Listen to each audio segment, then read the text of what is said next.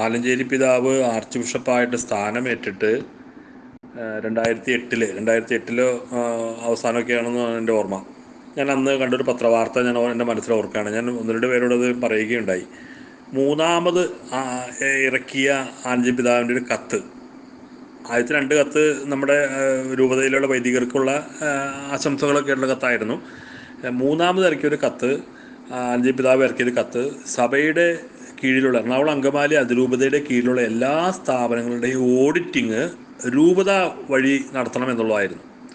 അങ്ങനെ ഒരു കുറിപ്പ്, അങ്ങനെ ഒരു കത്ത് വൈദികർക്കെല്ലാം കൊടുത്തു. അതിനെ ഉടനെ തന്നെ പിറ്റേ ദിവസം തന്നെ ഇന്ന് പറഞ്ഞ പോലെ സമിതിയിലെ കുറേ വൈദികരും കുറേ സീനിയറായിട്ടുള്ള അച്ഛന്മാരെ കൂടി പിതാവിനെ പോയി കണ്ട് പിതാവിൻ്റെ കയ്യേ കാലേ പിടിച്ചു എന്ന് കേട്ടോ. കയ്യേ കാലേ പിടിച്ച് പറഞ്ഞു, പിതാവെ ദയവ് ചെയ്ത് ഞങ്ങളെ ദുരിതത്തിലാക്കരുത്, കഷ്ടത്തിലാക്കരുതൊക്കെ പറഞ്ഞ് കരഞ്ഞ് വിളിച്ച് പ്രാർത്ഥിച്ചു. ഒരു തരത്തിലും പിതാവ് അതിന് വഴങ്ങിയില്ല.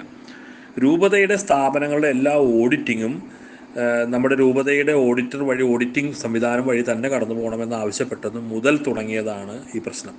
അന്ന് മുതൽ തുടങ്ങിയതാണ്. ആലഞ്ചേരി പിതാവിനെ ക്രൂശിക്കാൻ അന്ന് തുടങ്ങിയവർ, അന്നേ സമിതി രൂപീകരിച്ച് ഇവരുടെ ഈ വിമത പ്രവർത്തനങ്ങളുമായി മുന്നോട്ട് പോകുന്നുണ്ട്. അതിനുശേഷം പല ഇടങ്ങളിലും പല സ്ഥലങ്ങളിലും പല തരത്തിലുള്ള ചർച്ചകളൊക്കെ മുന്നോട്ട് നടന്നുപോയി. അന്നൊന്നും വിശ്വാസികളൊന്നും അറിയുമായിരുന്നില്ല. അന്ന് ആലഞ്ചേരി പിതാവിനെതിരെ തുടങ്ങിയ ആ ക്രൂശിക്കലാണ് ഇന്ന് അത് പിതാവിനെ ഈ അവസ്ഥയിലേക്ക് ആക്കാൻ കാരണമായത്. എന്തെല്ലാം ദുരിതങ്ങൾ ഇവർ വരുത്തി വെച്ചു. ഇപ്പോഴും ഇവരുടെ കണ്ണും നോട്ടവും ഇവരുടെ ഈ സമ്പത്തിൻ്റെ പുറകെയാണ്. ഒരു സംശയമില്ല. അതിൽ നിന്ന് വിട്ടുമാറാതെ ഈ സമ്പത്തെന്ന മോഹത്തിൽ നിന്ന് ഇവർ മാറി ഇവരുടെ യഥാർത്ഥ ദൈവീക ശുശ്രൂഷയിലേക്ക്, ദൈവജനത്തെ ദൈവമായി അടുപ്പിക്കുന്ന ശുശ്രൂഷയിലേക്ക് വൈദികർ എന്ന് തിരിച്ചു വരുന്നുവോ അന്നേ അവരുടെ ജീവിതത്തിലും ഈ വൈദികരുടെ ജീവിതത്തിലും വിശ്വാസികളുടെ ജീവിതത്തിലും വിശ്വാസപരമായൊരു നേട്ടവും ഉന്നമനം ഉണ്ടാവുകയുള്ളൂ. അത് ഇന്ന് സംഭവിക്കട്ടെ, നാളെ സംഭവിക്കട്ടെ എന്ന് നമുക്ക് കാത്തിരുന്ന് ഓരോ വിശ്വാസിയും കാത്തിരിക്കുകയാണ്. അതുപോലെ തന്നെ അവരിലേക്കും വലിയ മാനസാന്തരം വൈദികരിലേക്ക് നടക്കട്ടെ. ഇപ്പോൾ എന്തെല്ലാം തെമ്മാടിത്തരങ്ങൾ, ആ വാക്ക് തന്നെ ഉപയോഗിക്കേണ്ടവരാണ്, തെമ്മാടിത്തരങ്ങളാണ് ഇവർ തെരുവിൽ കിടന്ന് കാണിച്ചു കൂട്ടിയത്. ഈ നമ്മുടെ വിശ്വാസ സമൂഹം മുഴുവൻ അവർ ക്ഷമിക്കാൻ തയ്യാറാകുന്നൊരവസ്ഥയിലേക്കല്ലേ പല ആളുകളുടെയും സംസാരങ്ങൾ മുന്നോട്ട് പോകുന്നത്. അവരെ ക്രൂശിക്കണമെന്ന് പറയുന്നവരും പുറത്താക്കണമെന്ന് പറയുന്നത് വളരെ ചെറിയ സമൂഹം മാത്രമല്ല, മറ്റുള്ളവരെല്ലാവരും തന്നെ അവർ വീണ്ടെടുക്കണമെന്നുള്ള മനോഭാവത്തിൽ തന്നെ ഒത്തിരി ആളുകൾ പ്രാർത്ഥനയുടെ കാത്തിരിക്കുന്നത്. എന്നാൽ ഇവർ കാണിച്ചു കൂട്ടിയ തെമ്മാടിത്തരങ്ങൾക്ക് ഒരു നീതിയും അവർക്ക് അറിയിക്കുന്നില്ല. അപ്പോൾ അതുകൊണ്ട് ഈ സമ്പത്ത് എന്ന ഇവരുടെ നേട്ടം, ഇപ്പോൾ ഓരോരുത്തരുടെയും കൈവശമുള്ള കാറുകളൊക്കെ മെയിൻറ്റെയിൻ ചെയ്ത് കൊണ്ടുനടക്കുന്നത്. ഇപ്പോൾ ഒരു കാറ്, കൊള്ളാവുന്നൊരു കാറ് സർവീസ് സെൻറ്ററിൽ കയറ്റി സർവീസ് ഇറക്കണമെന്നുണ്ടെങ്കിൽ ചുരുങ്ങിയത് 10,000 രൂപയാണ്. ഇവരും ഇതുപോലെ ലക്ഷറി കാറുകൾ കൊണ്ടു നടക്കുമ്പോൾ അവരെ സംബന്ധിച്ച് അത് മെയിൻറ്റെയിൻ ചെയ്യാൻ ഇവർക്ക് വഴിവിട്ട പണം വേണ്ടിവരാണ്. ഇവരുടെ വീടുകളിൽ നിന്നോ അല്ലെങ്കിൽ ഇവരുടെയൊക്കെ വേറെ മാർഗ്ഗങ്ങളില്ലല്ലോ.